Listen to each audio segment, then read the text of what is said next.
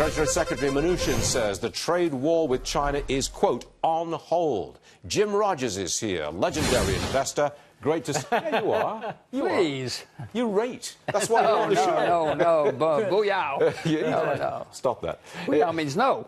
Does it? In Chinese. Mandarin or Cantonese? Mandarin. Oh, I don't speak anything. I'm a Cantonese speaker myself, but there you go. Enjoy again.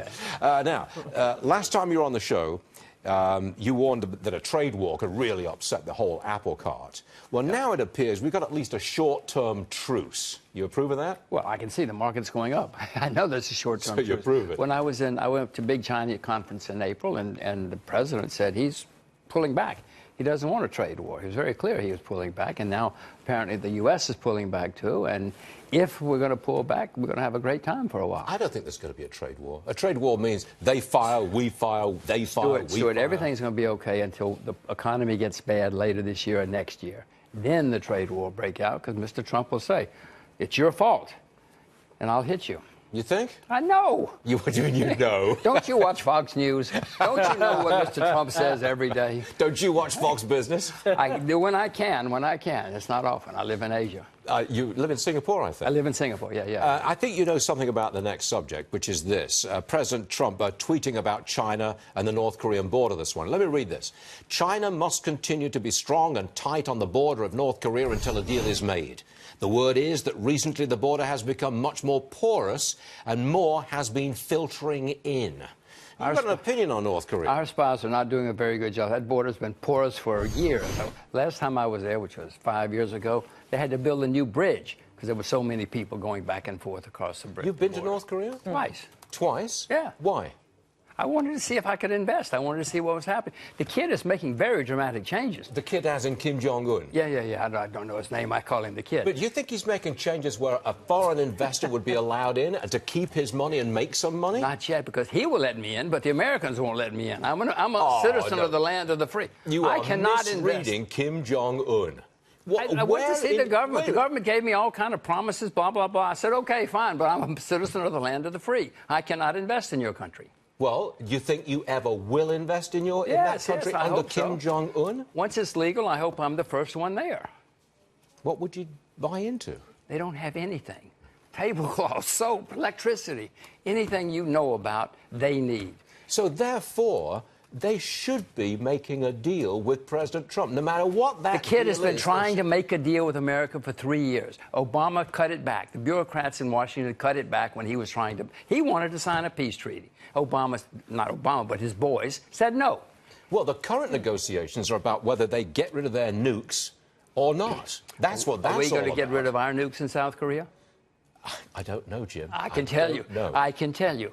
We're not. And that's one reason the deal may falter. Now, you're going to say South Korea doesn't have any nukes. What?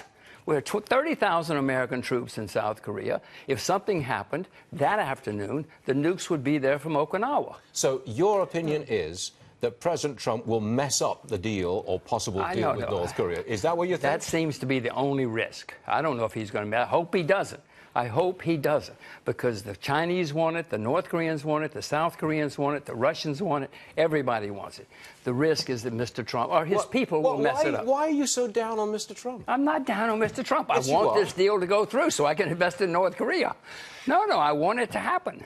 But you see, don't you watch Fox News? Don't you watch Fox Business News?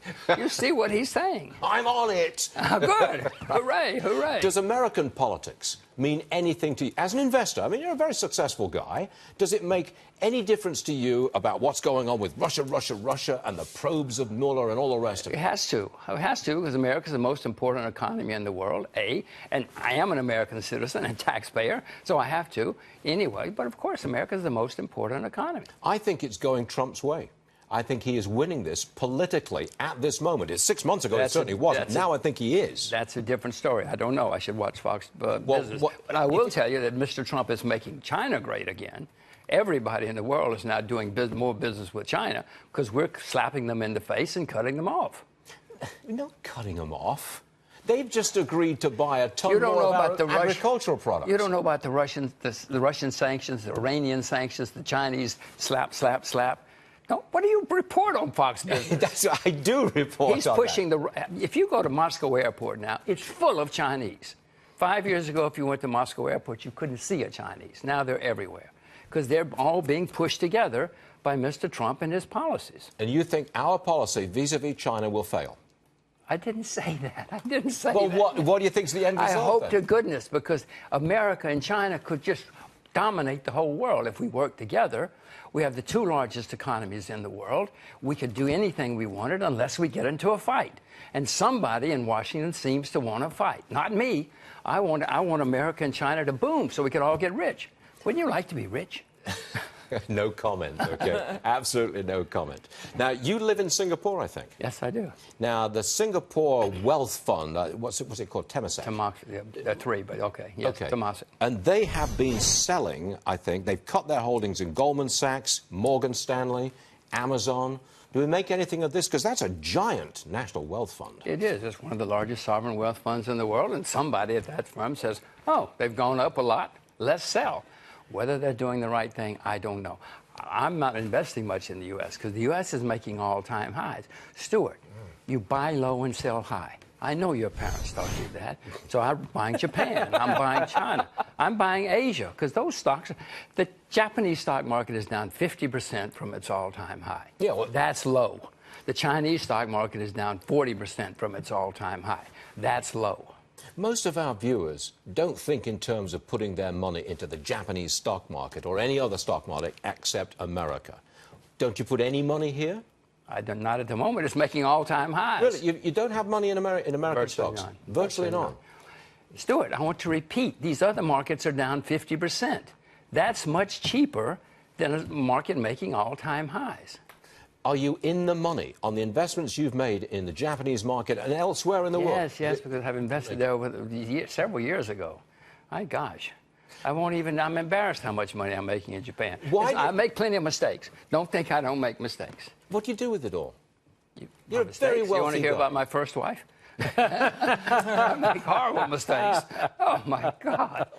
We could do a series on Fox about my mistakes. My first wife.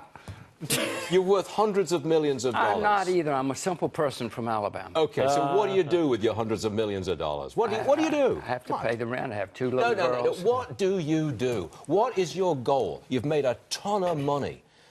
You and I are about the same generation. I mean, we're late in life. You think I'm as old as you? Not going there, son. What do you do with it? Well, I hope that I can leave some for my children, not all for my children. I don't want to spoil them. I told my daughter she had to get a job. All of her friends said, well, why do you have to get a job? She's 14. Why do you have to get a job? You know what? I thought she would go to McDonald's and make $8 an hour. She's teaching Mandarin and making $25 an hour. She's a lot smarter than I am. A fine offspring. She's a lot smarter than I am. Do you speak fluent Mandarin, Mark? I barely speak English. The self-deprecating legend of the investment world, Jim Rogers. It was a pleasure, though, Jim. I'm delighted to see you. Thanks, Dad. Great to have you. Good stuff.